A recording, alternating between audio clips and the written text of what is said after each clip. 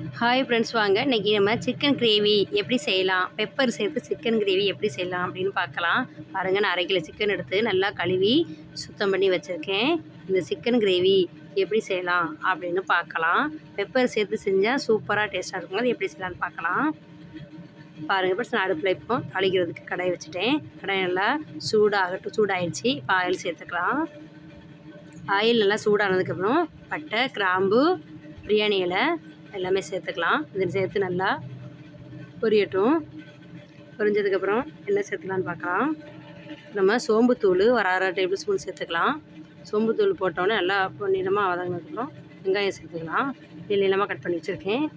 பெரிய வெங்காயம் நல்லா சேர்த்து வதங்கட்டும். இப்போ வெங்காயம் வதங்குறதுக்கு கொஞ்சமாக நம்ம சால்ட்டு சேர்த்துக்குவோம். அப்போ தான் வெங்காயம் சீக்கிரம் வெங்காயம் நல்லா வதங்கிடுச்சு. நம்ம இந்த ஸ்டேஜில் தக்காளி வந்து ஒரு பழம் பெருசாக இருந்தால் 1 சேர்த்துக்கோங்க, இல்லைனா 2 சேர்த்துக்கோங்க. தக்காளி நல்லா வதக்கி விட்டுக்கலாம். தக்காளி வதங்குறது கொஞ்சமாக சால்ட்டு சேர்த்துக்கலாம்.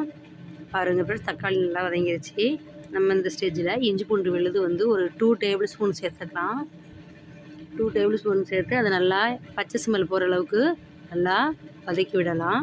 பாருங்கள், இஞ்சி பூண்டோட பச்சை ஸ்மெல் வந்து மாறிடுச்சு. பாருங்கள், இப்போ இந்த ஸ்டேஜ் நம்ம கறி வந்து சேர்த்துக்கலாம். கறியை சேர்த்து நல்லா கிளறி விடுங்க. நல்லா கிளறி விட்டுட்டு கறிக்கு தேவையான அளவு சால்ட்டு சேர்த்துக்கலாம். தேவையான சால்ட்டு சேர்த்து நல்லா கொதி வரட்டுங்க.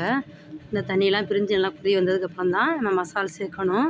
நான் வீட்டில் அரைச்ச குழம்பு மசாலா தான் சேர்த்துக்கிறேன். ஒரு 3 டேபிள் ஸ்பூன் சேர்த்துக்கிறேன்.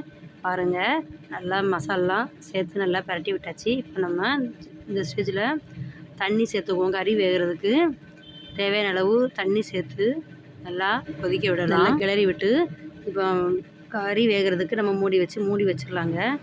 இப்போ நம்ம வெங்காயம் வந்து நான் கொஞ்சமாக அரைச்சி சேர்த்துக்க போகிறேன். பெரிய வெங்காயம் தான் இருக்குங்க, அது நல்லா நைஸாக அரைச்சி வச்சு சேர்த்துக்கலாம். பேணி வச்சுக்கலாம். பாருங்கள் ஃப்ரெண்ட்ஸ், நம்ம சிக்கன் கிரேவி எப்படி ரெடியாக இருக்குன்னு பாருங்கள். சூப்பராக எண்ணெயெல்லாம் பிரிஞ்சு நல்லா கறியெல்லாம் சூப்பராக வெந்துருச்சு.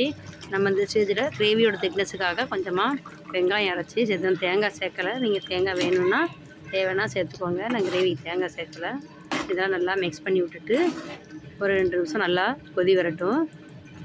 கொதி வந்ததுக்கப்புறம் நம்ம கிரேவி எப்படி இருக்கு பாருங்கள் ஃப்ரெண்ட்ஸ். நம்ம பெப்பர் வந்து 2 டேபிள் ஸ்பூன் சேர்த்துக்கலாம். பெப்பர் வந்து நிறையா சேர்த்தாலும் சூப்பராக இருக்குங்க. பெப்பர் சேர்த்து நல்லா கொதி வரட்டுங்க. நல்லா கொதி வந்ததுக்கப்புறம் பார்க்கலாம். பாருங்கள், நல்லா கொதி வந்து சூப்பராக ரெடி ஆகிடுச்சு. சிக்கன் கிரேவி பாருங்கள் எவ்வளோ சூப்பராக இருக்குதுன்னு பாருங்கள். நல்லா அருமையாக இருக்குது பாருங்கள். எண்ணெயெல்லாம் பிரிஞ்சு சூப்பராக ரெடி ஆகிடுச்சு. பாருங்கள், இந்த இடத்துல நம்ம கருவேப்பிலை மல்லியெல்லாம் தூவி நம்ம கிரேவியை அலங்கரிச்சிக்கலாம். பாருங்கள், சூப்பரான சிக்கன் கிரேவி ரெடி ஆகிடுச்சு.